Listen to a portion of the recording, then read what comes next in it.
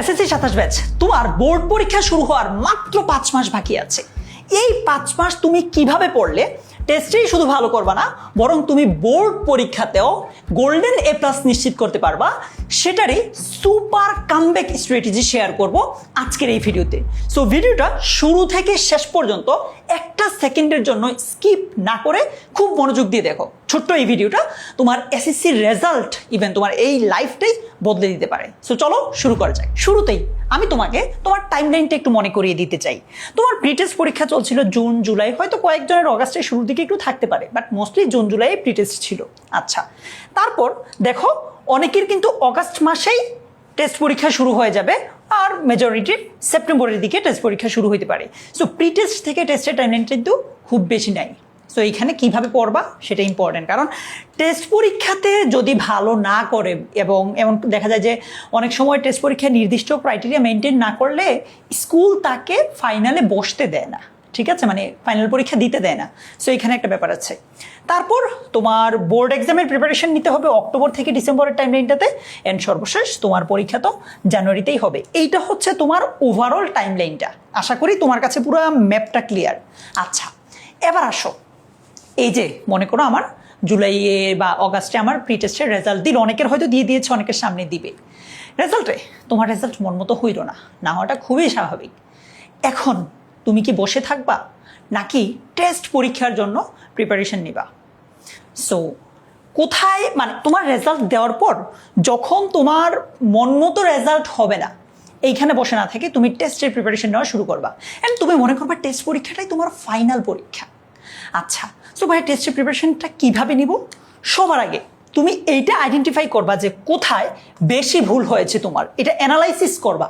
মানে তুমি তো পরীক্ষা দিচ্ছ, তুমি ভালো করেই জানো যে তোমার কোন জায়গায় সবচেয়ে বেশি ঘাটতি ছিল, কোন জায়গায় সবচেয়ে বেশি ভুল হয়েছে। সবগুলো সাবজেক্টের এই জিনিসটা আইডেন্টিফাই করবা। তারপর কোন সাবজেক্ট এবং কোন চ্যাপ্টার সবচেয়ে দুর্বল তুমি তার একটা লিস্ট বানাও। ফর এক্সাম্পল, ইংলিশে রাইট ফর্ম অফ ভার্বে তোমার সমস্যা আছে, চেঞ্জিং সেন্টেন্সের সমস্যা আছে, এরকম যেগুলোতে সবচেয়ে বেশি সমস্যা আছে এগুলোর একটা লিস্ট বানাবা। ডান? আচ্ছা, এই দুর্বল বা উইক যে পয়েন্টগুলো আছে, জায়গাগুলো আছে, সেগুলো থেকেই নতুন করে প্রিপারেশন নেওয়া শুরু করো। আমাদের স্টুডেন্টদের যেটা হয় যে আমরা যেই টপিকগুলো পারি ওইগুলোই বারবার পড়তে মন চায়, কিন্তু না, এটা আমরা করবো না। আমাদের এই টাইমলাইনটাতে আমাদের সবচেয়ে দুর্বল যে জায়গাগুলো আছে, যে টপিকগুলো আমরা সবচেয়ে কম পারি, ওইগুলোতে বেশি সময় দিয়ে ওইগুলোকে আমি সবল বা স্ট্রং টপিকে পরিণত করব। ক্লিয়ার? কি করব? প্রথমে আমি অ্যানালাইসিস করব যে আমার কোন জায়গায় ঝামেলা আছে, ঘাটতি আছে, দেন আমি সেগুলো নিয়ে কাজ শুরু করব। কেমন? ওকে, এবার আসো আগস্ট সেপ্টেম্বরের যেই টাইমলাইনটা আছে, টেস্ট পরীক্ষার যে টাইমলাইনটা আছে, সিলেবাসের অন্তত 80 থেকে 90% কমপ্লিট করতে হবে। আমি বলবো যে সম্ভব হলে 100%ই কমপ্লিট করো, বাট মিনিমাম 80 থেকে 90% কমপ্লিট করবা।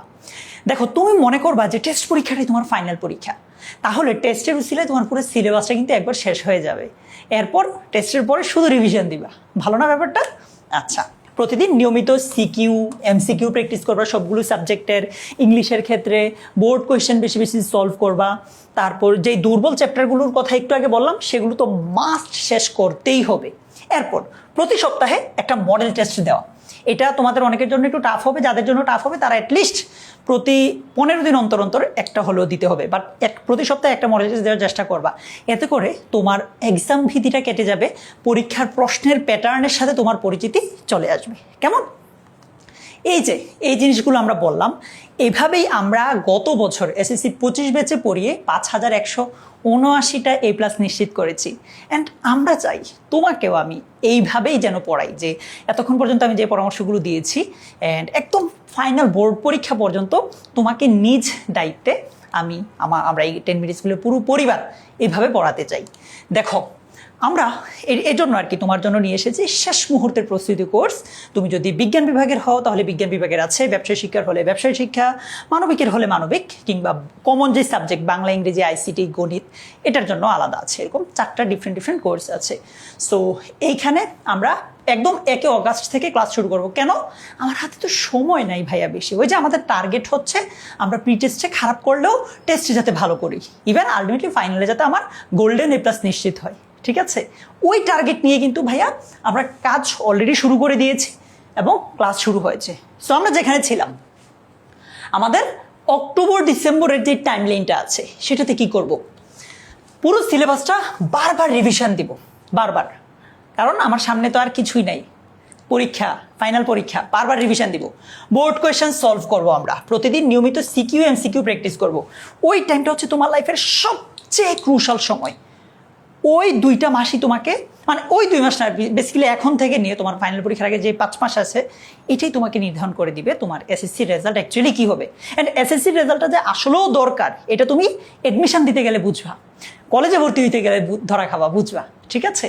আচ্ছা, টাইম ধরে ধরে মডেল টেস্ট দিবা। 3 ঘন্টা পরীক্ষা, আমি যেটা করতাম, আমি 2 ঘন্টা 30 মিনিট 40 মিনিটে এক্সামটা দিয়ে দেওয়ার মানে দিয়ে শেষ করার প্র্যাকটিসটা বাসায় করছি। তো আমি বাসায় 2 ঘন্টা 40 মিনিটে পরীক্ষা দিয়ে শেষ করতাম, 2 ঘন্টা 30 মিনিটে পরীক্ষা দিয়ে শেষ করতাম।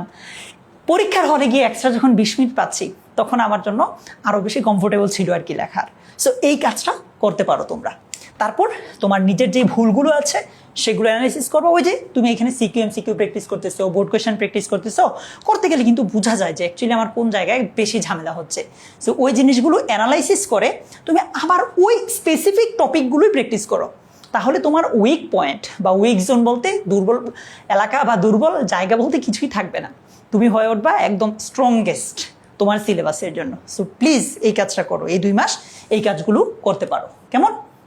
মনে রাখবা, এসএসসিতে গোল্ডেন এ প্লাস পাওয়া কোনো আসলে শুধু ভাগ্যের বিষয় না, এটা ধারাবাহিক প্রিপারেশনের একটা ফলাফল। পরীক্ষার আগে শর্টকাট সাজেশন ইত্যাদি ইত্যাদি দিয়ে এ প্লাস পাওয়া যায় না, বড়জোর কোনো মতে পাস করা যায়।